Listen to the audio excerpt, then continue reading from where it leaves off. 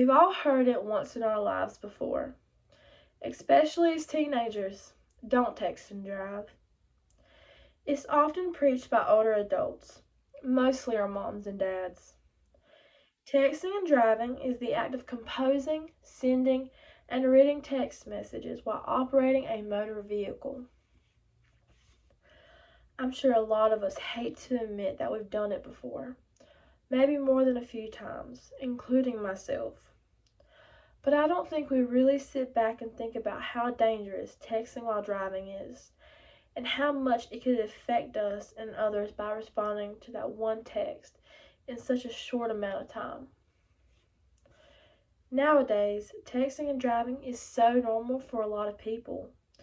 According to Tatango.com, 77% of young adults say they are confident that they can safely text while driving. So for a lot of people, it's become like second nature for them. What those people don't understand is when being on your phone while driving affects more than what they think it does. Visually, it takes your eyes off the road. Manually, it takes your hand off the wheel. And mentally, it takes all of your focus off of driving. Those three factors are so important when operating a vehicle. And not doing them the right way could easily take the turn for the worst in the matter of seconds. So just because you become so good at it doesn't mean you're invincible. When you choose to text and drive, you are putting your life at risk as well as the lives of innocent people. According to carsurance.net, using a phone while driving causes 1.6 million crashes every year, and at least 8 people are killed every day because of a distracted driver.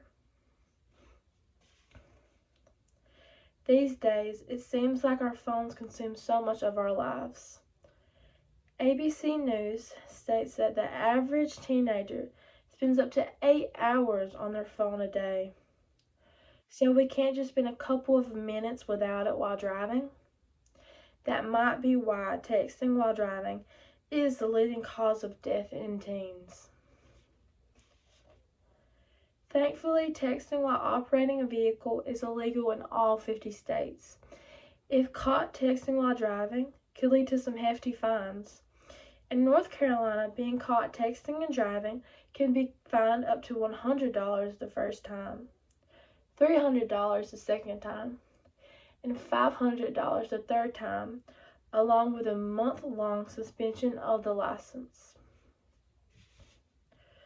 Most importantly, texting while driving led to the death of another, could end with a $2,500,000 in fines and charges, and can spend up to 20 years in prison. So is reading or responding to that text really worth it? I'm sure if it's become so normal for you, it can be a hard habit to break. But luckily, according to Reader's Digest, there are several ways that you can get rid of that habit. You can just start turning your phone on silent or even off before starting your drive. You can put your phone in an out-of-reach spot like the back seat or the glove compartment. You can pull over somewhere safe if needed to really respond to a text.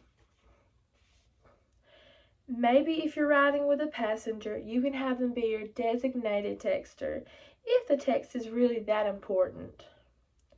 And lastly, you can download an app that can block text messages, Snapchats, or any notifications while driving.